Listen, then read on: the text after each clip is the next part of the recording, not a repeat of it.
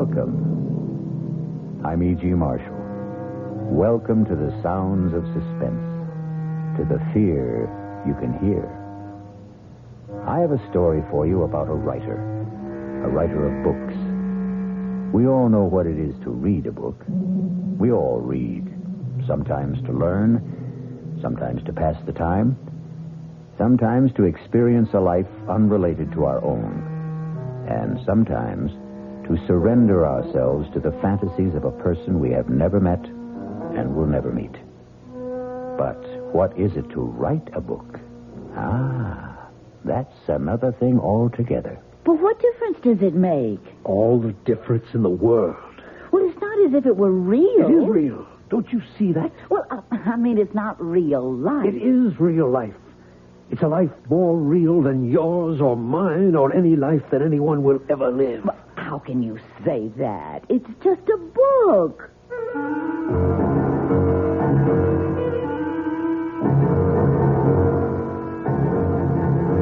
Our mystery drama, 3 Women, was written especially for the Mystery Theater by Elspeth Eric and stars Ruth Ford.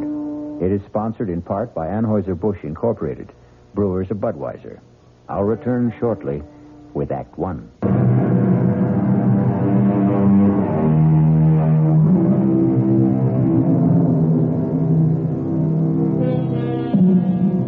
What is a book? 200, 300, 400 pages of words lying side by side in rows. That's all. Words we all know. Many of them we use. Nothing mysterious about the words themselves. But they are not thrown helter-skelter on the pages, are they?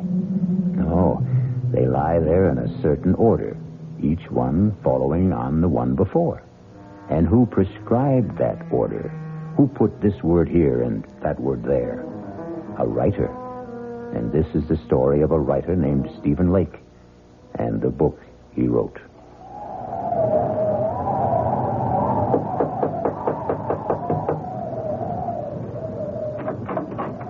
Yes?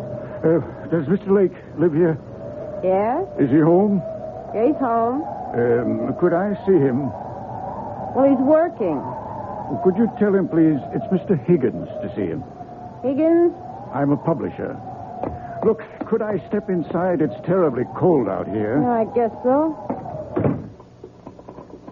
He really is working, isn't he? I mean, I hear him. His typewriter. You're a publisher, you say? Yes, that's right. If you just tell him... You can go on up. Up? Yeah, up that ladder. That's where he works up there. Oh, thank you.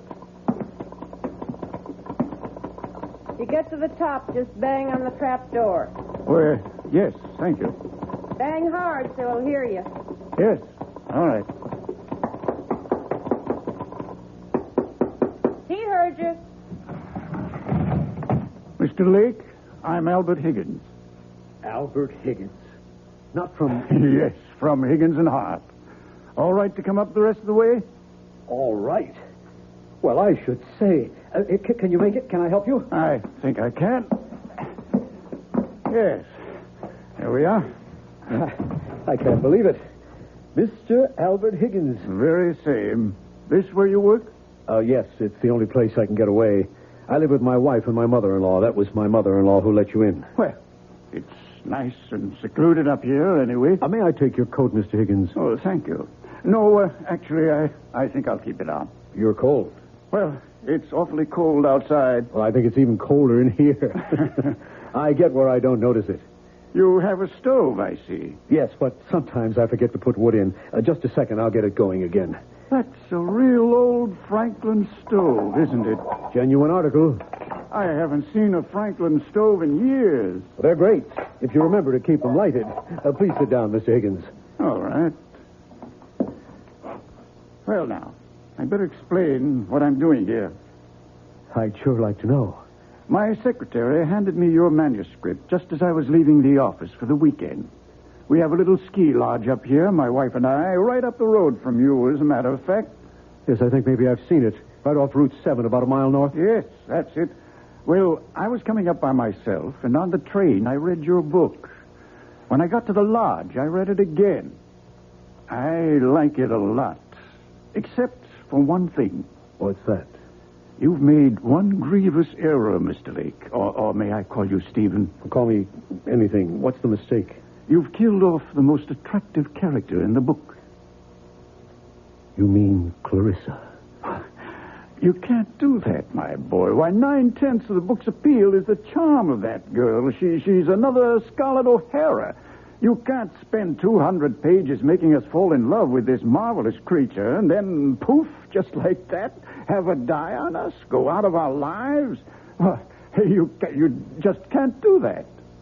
But I have to. Well, you don't have to at all, Stephen. You've written a marvelous book. I want to publish it. All I want from you is 10 new pages, the last 10. Write me 10 new pages at the end and let Clarissa live. I can't. Now, Stephen, that isn't asking much. It's everything. I can't do it. She has to die. She has to. Why does she have to die? Because if she doesn't die, I don't know what'll happen to me.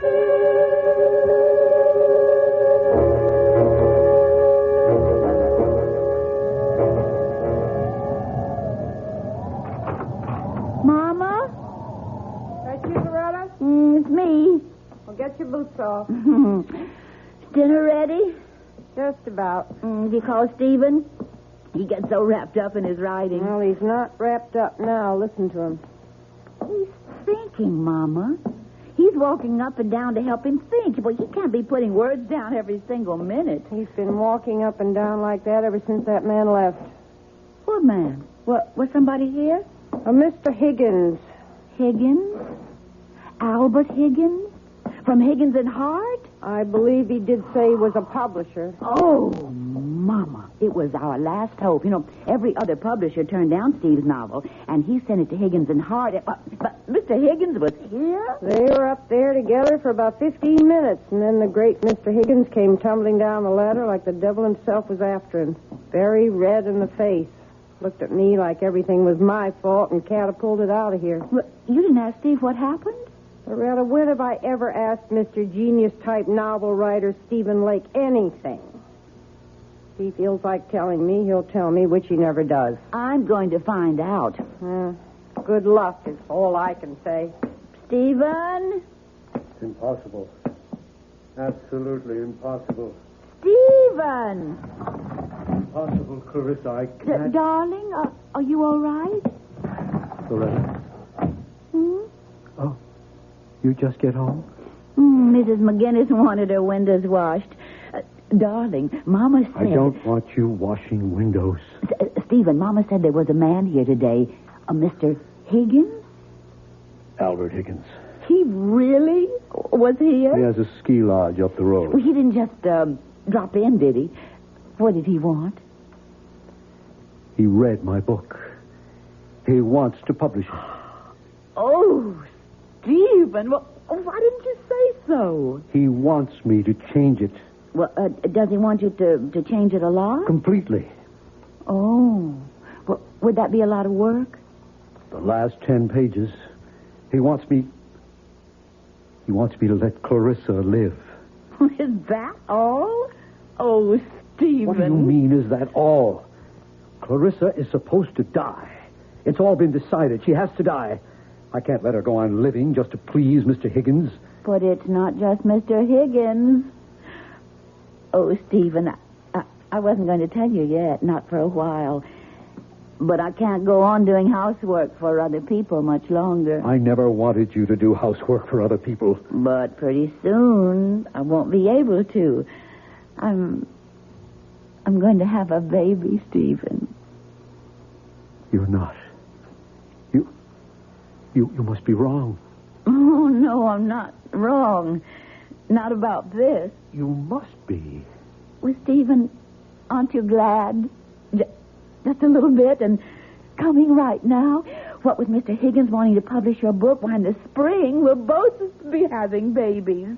You'd be having your book, and I'd be having... I can't let Clarissa live. I can't do it. She has to die. Just the way I wrote it, she has got to die. Stephen, you're frightening me. I'm sorry. What difference would it make if you let Clarissa live? all the difference in the world. It's not as if it were real. It's just a book. It's not just a book. Loretta, I can't talk about it anymore right now. Well, you think about it, won't you? About rewriting it? I'll think about it. Well, Mama says dinner's almost ready. I'll be right down. Well, don't be long. I won't. Clarissa, I can't let you live. Oh, yes, you can, darling.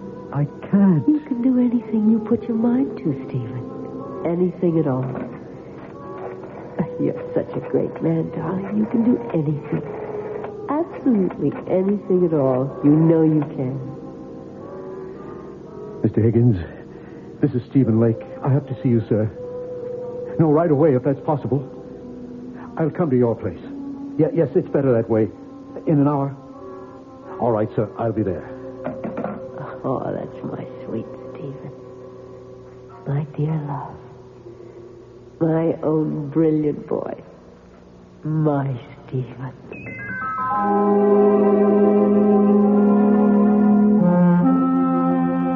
I'm glad you called me, Stephen. I must say I was a trifle perturbed at your outburst this afternoon.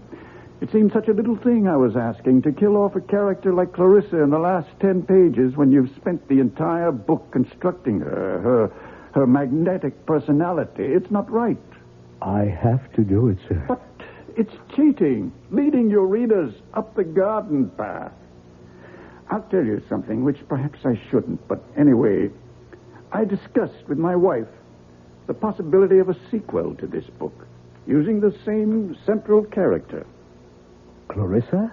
It's a shame to waste a character like that on one book. There should be another, and perhaps another. How can we do that if you kill her off at the end of your first book? Mr. Higgins, I've been writing for 7 years steadily. I've never sold anything. 6 years ago, I got married. My wife, Loretta, has been working as a domestic all these years, and her mother goes out every day to do other people's laundry. I haven't brought in 1 red cent in all that time. But now you will. Lots of red cent. The house we're living in, that's an abandoned one-room schoolhouse. We bought it a year ago with every cent we had in the savings bank. $400. At a county auction. The room where I work used to be the place where they stored supplies. We got the Franklin stove from a junkyard. If you want the truth, we stole it. Young risers never have it easy, Stephen. My wife has never complained, never once. She's scrubbed other women's floors. She's washed their dishes and dusted their furniture and scoured their bathtubs and polished their silver. Well, in view of all this, I should think you'd jump at the chance to have your novel published. I do jump at it. I am jumping at it. Only I can't let Clarissa live. She's got to die 10 pages from the end of the book. But that's unreasonable. Don't you think I wanted her to live? Don't you think I kept her alive as long as I could? You think I wanted to kill her? I had to. I can't for the life of me see why. Because I'd fallen in love with her. Oh, come now, Stephen. Deeply, hopelessly, irrevocably in love. Now, my boy, I've been a publisher a long time. I've talked to dozens of authors. They all fall in love with characters they've created. It happens all the time. Clarissa isn't just a character. Well, of course she is. She didn't exist before you created her, did she? She exists now. Good heavens, man. She came out of your mind. She has no life except the one you gave her. Maybe she did come out of my mind, but now she's got a life of her own. Well, in a manner of speaking, of course she has. And I want to prolong that life, Stephen. I predict great success for Clarissa. And for you. You and Clarissa are one, you might say. No, we are not one. We must never be one. I want her dead. And out of my life. On my word, I can't follow you. Mr. Higgins, if Clarissa is allowed to live, I shall desert my wife. Desert your wife? My wife is going to have a baby. Well, then, why on earth would you desert her? Because I love Clarissa. I love her with the kind of love I never knew existed. A love that has more power over me than I have over myself. I can't fight it. I can't escape it. It haunts my waking hours and my dreams as well. Those last 10 pages of the book weren't easy to write, Mr. Higgins. But I had to write them. I had to free myself somehow from a love that was destroying my soul, my life. I don't think you're quite sane, Stephen. Neither do I. Suppose we were to publish the book as it is. Oh, if only you would. And Clarissa dies. What then? Why then, she'd go back to being a character in a book. And if you let her live? Then I would follow her.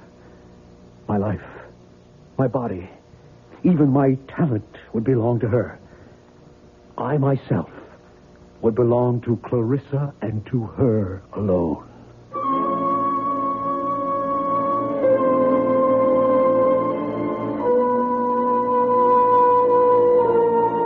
Everybody talks about love, but nobody does anything about it. Now, here for the first time, we have a man who wants to do something. He wants to kill the lady. It may not be the perfect solution, not one to be universally recommended. Still, it's something. We'll be back shortly with Act 2. It was an American writer who said it, and not so long ago.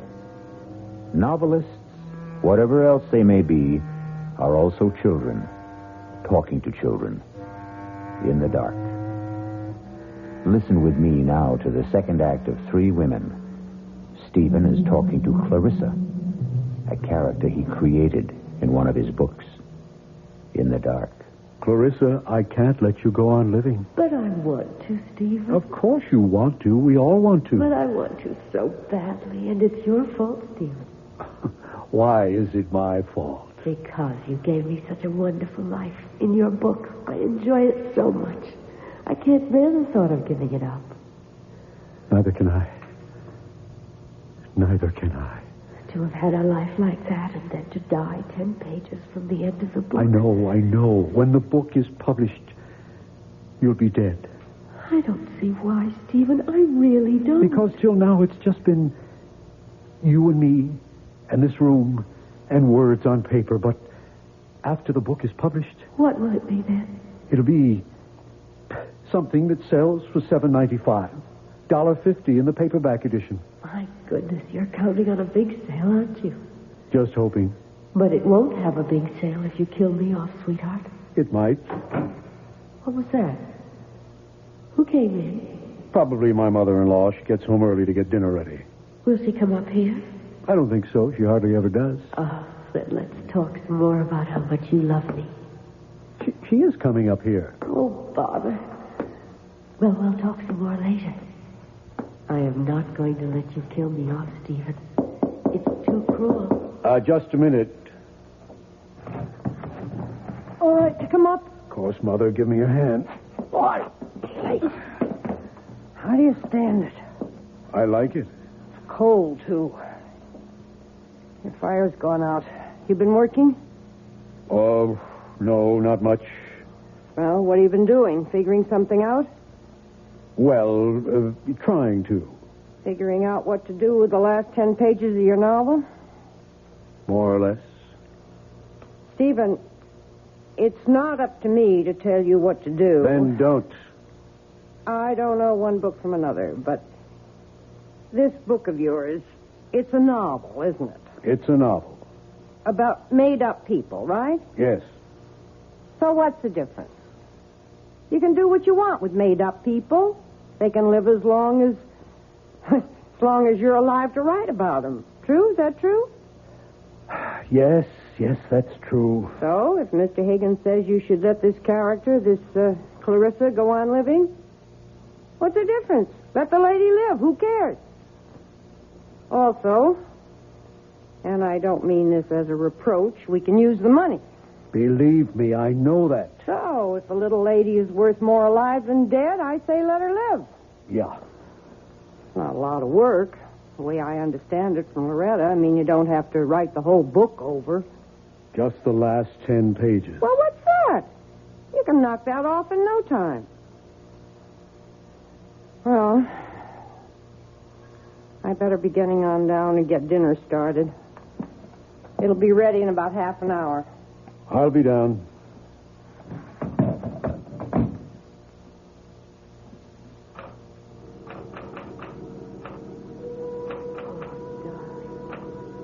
Darling, yes. Yes, sweetheart. The cold hand I held, wet with my tears. Oh, Stephen, that's beautiful. Stirred ever so little. The fingers moved faintly in mine. Oh, Stephen, yes.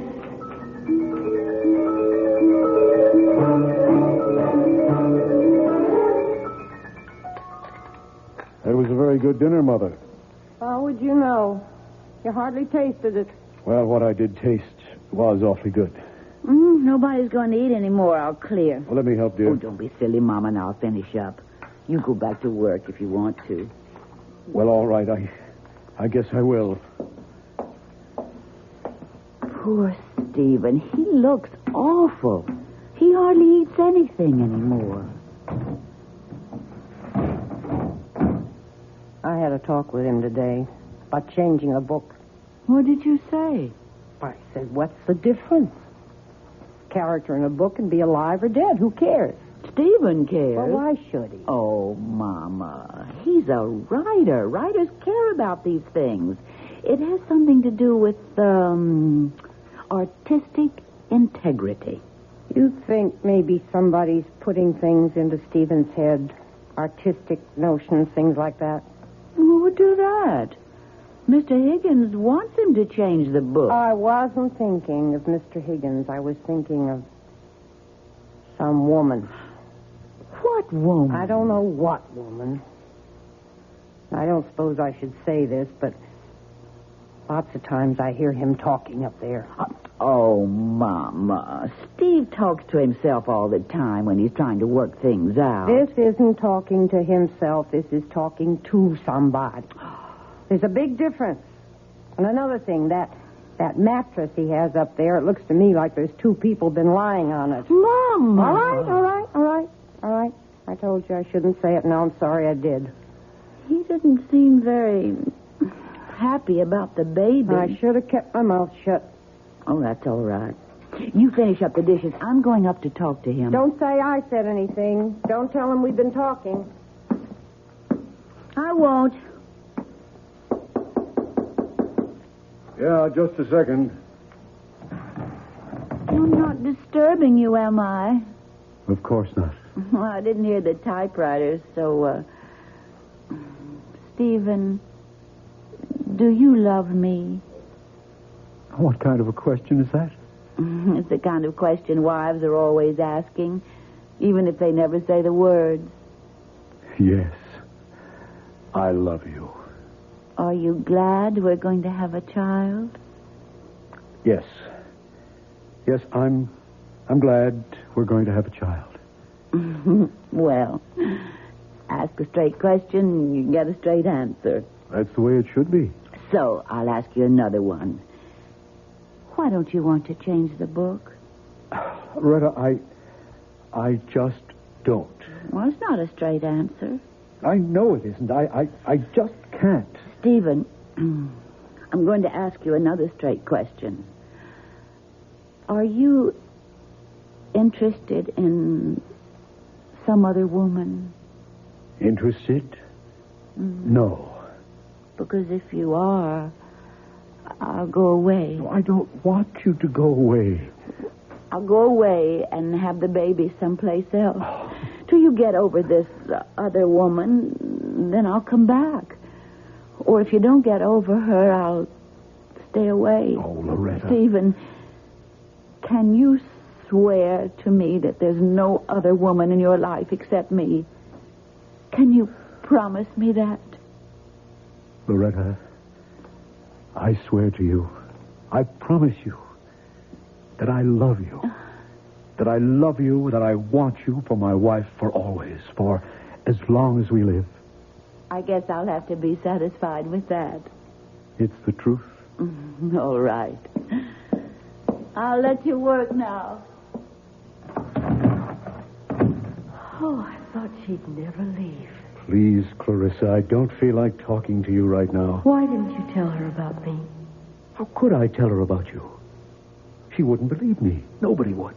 Darling, you know what I was thinking while Loretta was going on and on about herself and you and the baby she's going to have? I was thinking, why don't I have a baby? Oh, not in this book, of course, but later on in some other book. I'll have this perfectly gorgeous child who'll have my sweet disposition and your marvelous grace. How about that?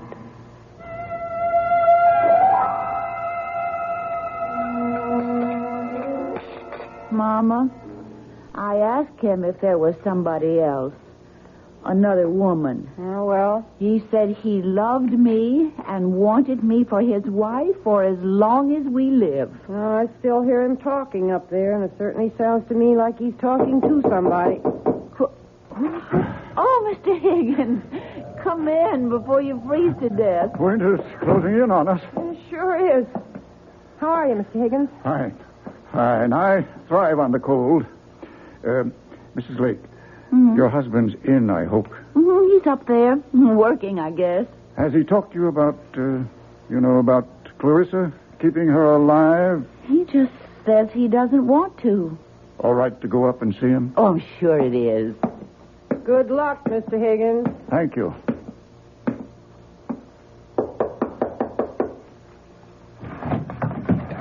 Oh, Mr. Higgins. Okay to talk to you for a few minutes, Stephen? I guess so, sure. I thought I'd like to see how you're getting along. I'm not. You haven't done any work? None at all? Oh, a few pages. They're over there next to the typewriter. Okay to have a look? If you want to. Mr. Higgins, if you're here to talk to me about letting Clarissa live... I most certainly am. I'm not sure I can take it anymore. My mother-in-law is talking to me about it. My wife talks to me about it.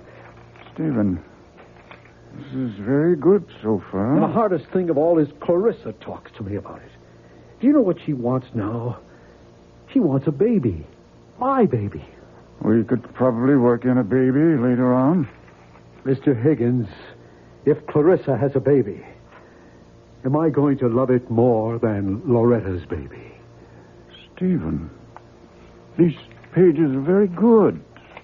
Now write the last couple of pages. I've got to kill her off, Mr. Higgins, and never write about her anymore. Never. Oh, now, Stephen, stop it. Calm down and try to be reasonable. I can't be reasonable.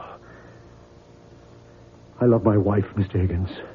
I want to live with my wife and our child. I can't live with her and Clarissa, too. No, Mr. Higgins. Clarissa has to die just the way I wrote it in the first place. If she dies in this book, then I can't write about her anymore. And if I don't write about her anymore, she won't exist. Stephen, I won't publish the book if Clarissa dies. I've put it to you straight. Don't you think you owe it to your wife, to your mother-in-law, to yourself, to make this little concession? Concession? What will happen to them if you don't? What will happen to them if I do?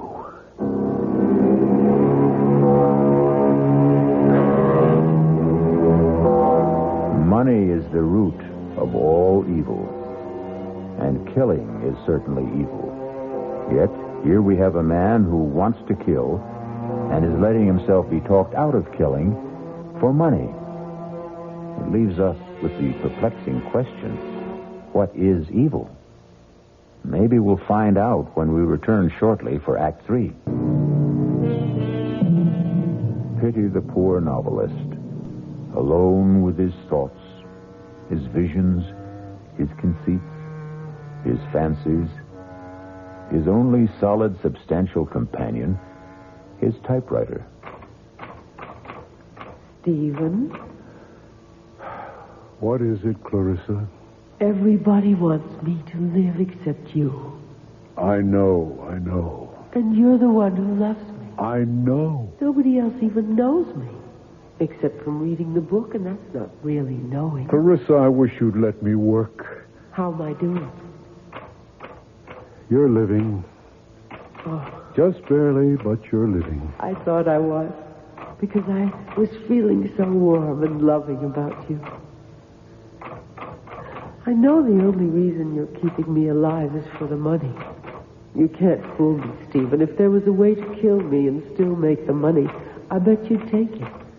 There ought to be a way.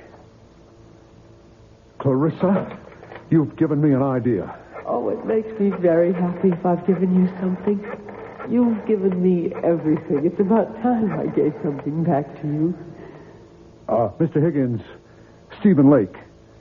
Yes, I have an idea. I have to talk to you about it right away. Can I come to your house? Well, that's all right. I have snowshoes. I'll be there in, say, half an hour. Thanks, Mr. Higgins. What kind of an idea have you got? Never you mind. I'm coming with you. I don't want you tagging along. I want to tag along. Where are my snowshoes? Right there. Now, what's this big idea you have to tell Mr. Higgins? None of your business. Is it about me? As a matter of fact, it is. So then it is my business. Stephen, you're not going to kill me off, are you? I thought that was all decided. Are you?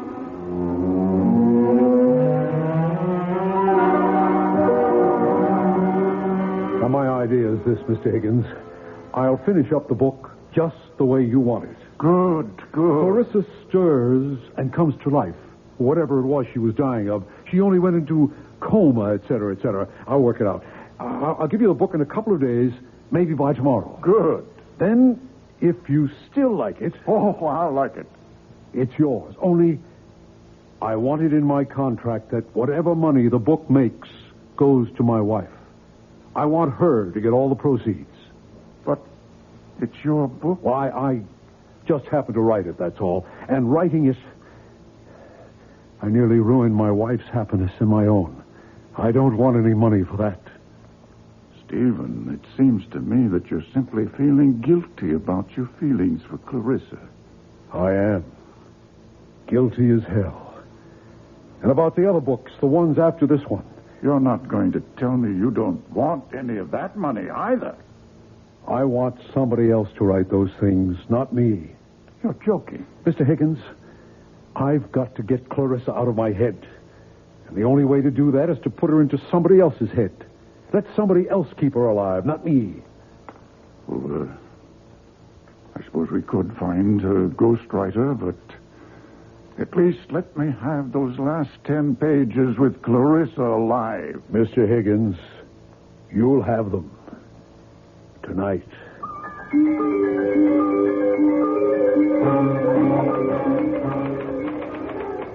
My, you are busy, aren't you? Very.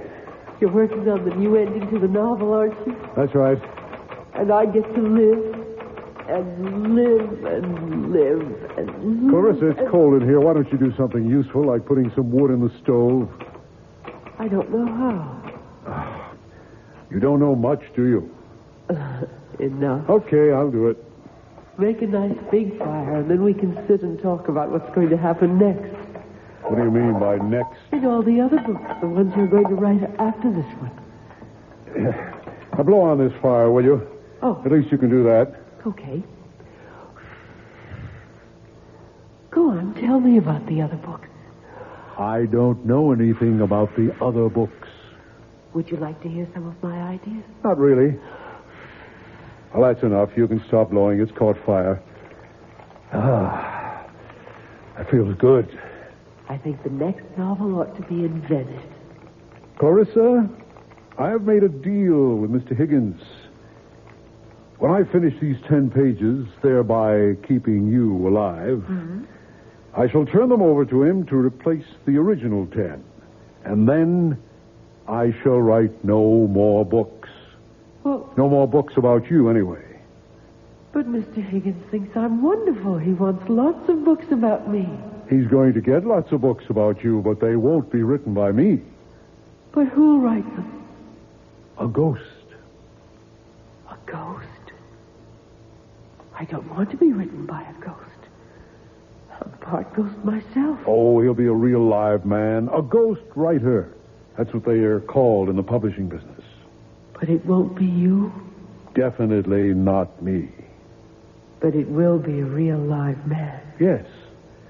And now, if you'll excuse me, I'd like to get back to work.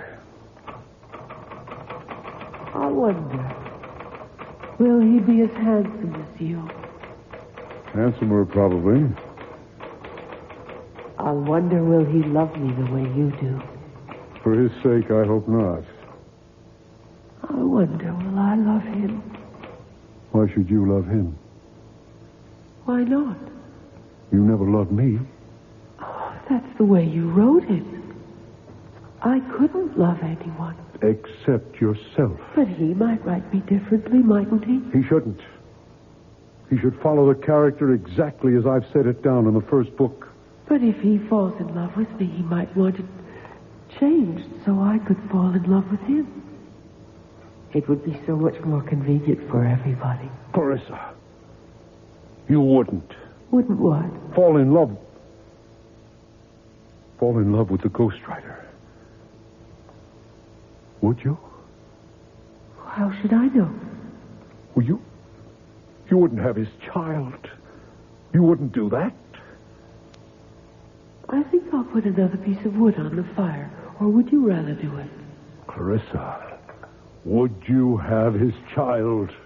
There. Oh, look. That's a nice fire. Lovely. Answer me. Would you have his child?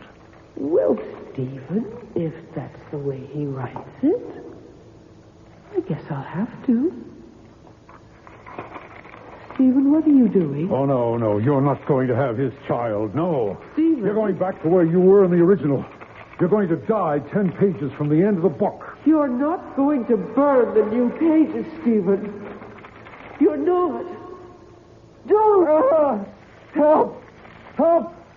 Someone help me! I'm on fire! Help me!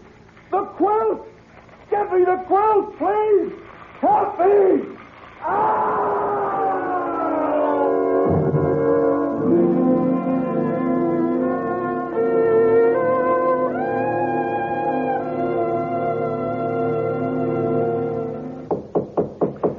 I'll get it, Mama. Mrs. Lake. Mr. Higgins. It's Mr. Higgins, Mama. Oh. I haven't seen you since the funeral, Mr. Higgins. Thank you for the beautiful flowers. May I come in for a minute? Why, of course. Come in. Would you, like a cup of tea, Mr. Higgins? I was just about to put the kettle on. Thank you, no, Mrs. Lake. I haven't wanted to intrude before this on your grief. Such a terrible accident. Well, Mama and I can't figure out how it happened. You know, Stephen knew that Franklin stove so well. He'd used it for years. And then... It was like it sort of blew up in his face. Mrs. Lake, he was working on the new ending for the novel when it happened. At least I think he was. Well, I don't know for sure, Mr. Higgins. He promised me I'd have the new pages that same night. He acted as though he couldn't wait to get started. Oh, then I imagine that's what he was doing. Mrs. Lake, would you mind if I'm not intruding? Could I go up and take a look? You see, if I can find them, I can just substitute them for the original last 10 pages, and we can go right to work. I think we might be able to publish the book this spring. Why, that would be wonderful. At least you'd have a little money coming in. Stephen would have liked that. So, is it all right if I take a look? Why, surely. You don't mind if I don't go up there with you? I haven't wanted to somehow since the fire. No, that's quite all right. I'll go up by myself. Trapdoor's not locked, Mr. Higgins. Make it all right? Yes. Thank you. Fine. Oh, I suppose I should have cleaned up that place, but I just couldn't. No hurry. When the time comes, I'll do it. It never entered my head to look for those 10 pages. No, never mind. Mama, if he finds the pages and publishes the book, and if it's a success, that'll be nice, won't it? Mrs. Lake. What is it, Mr. Higgins? You found them? I found something. I found these 10 pages. Oh, thank the good Lord. All neatly stacked beside his typewriter. Oh, I'm so glad, Mr. Higgins. Glad. Have you read them? Well, no. Well, listen. Lovely, gorgeous Clarissa lifted her beautiful head. She wasn't dead after all. Well? But that's not the way Stephen writes. I could hardly believe my eyes.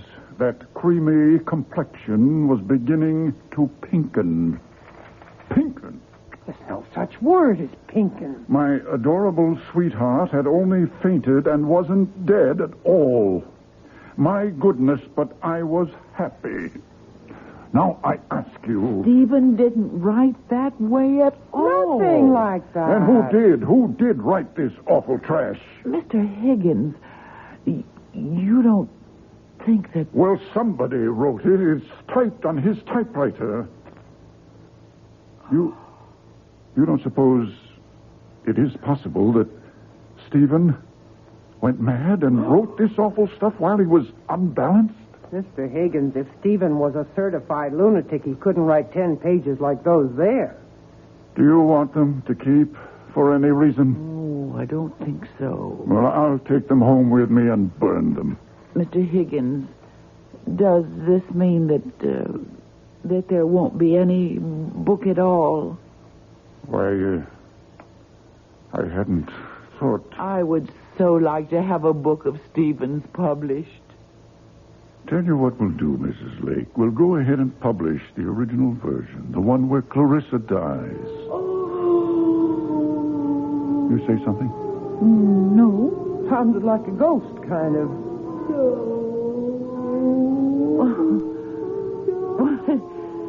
It really does sound like a ghost. Must be the wind. Huh. Well, I'll be getting along. And don't you worry, you two. There'll be a little money coming in. It's still a good novel, even with Clarissa dying. Too bad, though. I'd hoped Clarissa would have a long and happy life, but such is fate.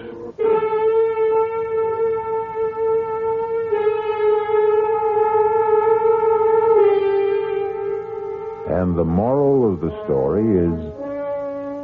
What is the moral of the story? How's this? Lie if you like, but never believe your own lies. Or, the man who fools himself is a fool indeed. Well, something like that. You figure it out. I'll be back shortly. The gift of youth is ours for just a little while. Fame is capricious, and money slips through our fingers. Health is a godsend, subject to recall. Even the benison of love can elude us, or it can wither in our hearts. But the blessings of imagination, they belong to us forever and ever. Our cast included Ruth Ford, George Petrie, Elspeth Eric, Joan Loring, and Roger DeKoven. The entire production was under the direction of Hyman Brown. You've been listening to the OTR Gold Network. Find more classic radio at otrgold.com.